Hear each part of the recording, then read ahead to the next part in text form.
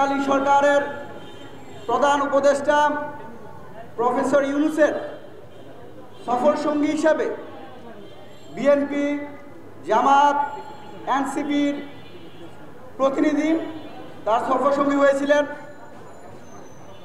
সেখানে আমরা দেখতে পেয়েছি যখন তারা যুক্তরাষ্ট্রে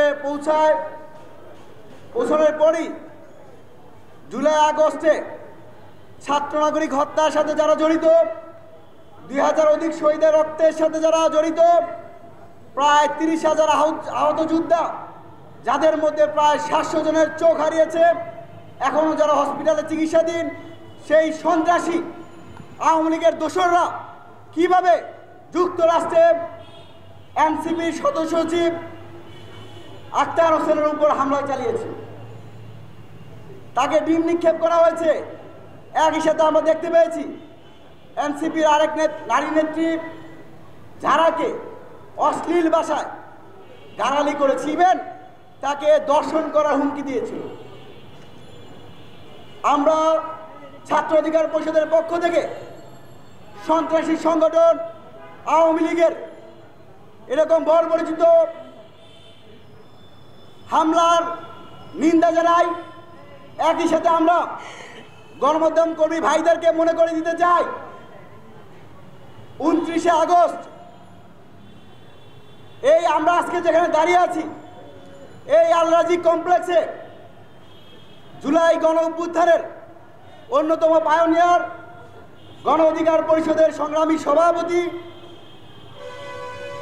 ডাকসুর সাবেক ভিপি নূর হক নূর, ছাত্র অধিকার পরিষদের সাধারণ সম্পাদক আমি নাজমুল হাসান সহ আমাদের নেতা কর্মীদের উপর ফেসিবাদ নির্মূলের কথা বলতে গিয়ে আওয়ামী লীগের সবচেয়ে বড় দোসর, বিন্দিসি চাকর বলা যায়, সেই জাতীয় পার্টির রাজনৈতিক কর্মকাণ্ড নিষিদ্ধের দাবি করার কারণে, যার নামে বৈষম্য বিরোধী ছাত্র আন্দোলন চলাকালে দুটি পরিবার শহীদ করার কারণে হত্যার মামলা দায়ের করা হয়েছে, সেই জিএম কাদের গ্রেপ্তার জাতীয় পার্টি নিষিদ্ধের দাবি করার কারণে আপনারা দেখেছেন সেনাবাহিনীর মধ্যে থেকে যারা দেশপ্রেমিক অংশ ছিল তারা জুলাইয়ের অভ্যুত্থানের শক্তি হিসেবে দাঁড়িয়েছে, কিন্তু যারা আওয়ামী লীগের সুবিধাবাদী সেনাবাহিনীর সেই অংশ আমাদের উপর কিভাবে বর্বরচিত হামলা চালিয়েছিল।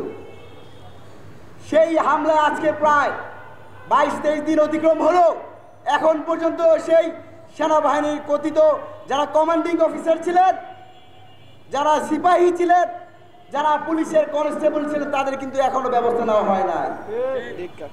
যেখানে স্বয়ং বাংলাদেশে ইউনূসের নেতৃত্বাধীন সরকারের অধীনে জুলাইয়ের শক্তিরা হামলার শিকার হয়, বিচার পায় না, সেখানে নিউ ইয়র্কে, লন্ডনে উপদেষ্টা মাহফুজ থেকে শুরু করে এনসিপির সদস্য সচিব আখতারের উপর হামলা করা তো ফরজে আইন হয়ে দাঁড়িয়েছে। এটা তো তারা ফরজ করে দিয়েছে।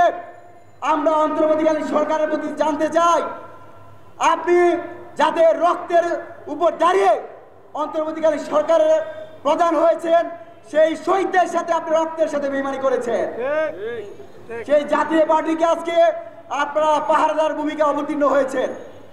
আমার আবার একই কথা মনে হয়, জুলাইয়ের চলাকালীন সময়ে আমরা বিভিন্ন তথ্য শুনি, খবর শুনি, শেখ হাসিনা তার পরিবারের এমপি মন্ত্রী যারা ছিল, মেয়র ছিল, তাদেরকে বলেছিল তোমরা দেশ ছেড়ে পালিয়ে যাও।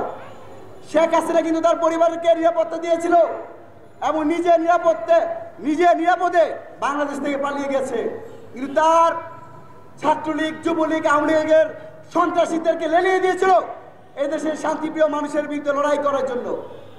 একইভাবে মনে হচ্ছে শেখ হাসিনা যেভাবে 5 আগস্ট পালিয়ে গেছে, একইভাবে হয়তো ডক্টর ইউনূসও তার সময় বুঝে সে সেফ এক্সিট নিবে। কিন্তু এই যে উপদেষ্টা পরিষদ, তারাও সেফ আছে, কিন্তু অভ্যুত্থানের শক্তি, আখতাররা, অভ্যুত্থানের শক্তি, নূর হক নূররা বারবার নির্যাতিত হচ্ছে।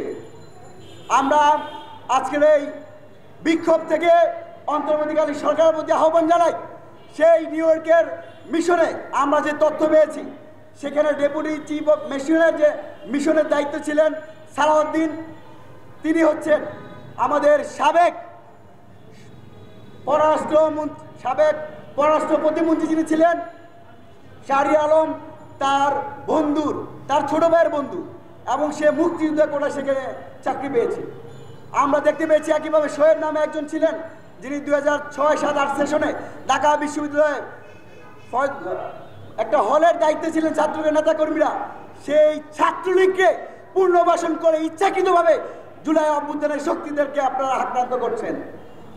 আমরা আজকের এই বিক্ষোভ থেকে অন্তর্বর্তীকালীন সরকারের প্রতি আহ্বান জানাবো, অনতিবিলম্বে আওয়ামী লীগকে দল হিসেবে নিষিদ্ধ ঘোষণা করতে হবে।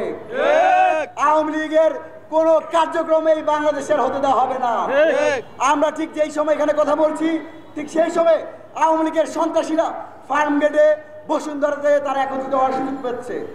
আপনারা যারা ভোটের ক্যালকুলেশন করেন আমেরিকা বা ভারতের দাবিদারি করার জন্য জাতীয় পার্টিকে ভোটের ময়দানে আনতে চান, তারা কিন্তু শুনতে পেয়েছেন, তারা কিন্তু বিএনপির মহাসচিব বর্ষিয়ান রাজনীতিবিদ মির্জা ফখরুল ইসলাম আলমগীরকে ছাড় দেয় নাই। সুতরাং এ থেকে শিক্ষা নিয়ে অনতি বিলম্বে জাতীয় পার্টির রাজনীতি নিষিদ্ধ করুন, জিএম কাদেরকে গ্রেপ্তার, একই সাথে বাংলাদেশের যে মিশনগুলোতে আওয়ামী লীগের ক্যাডারে রয়েছে, সুবিধাবাদী রয়েছে, তাদেরকে আগামী 72 ঘন্টার মধ্য থেকে তাদের অপসারণ করতে হবে।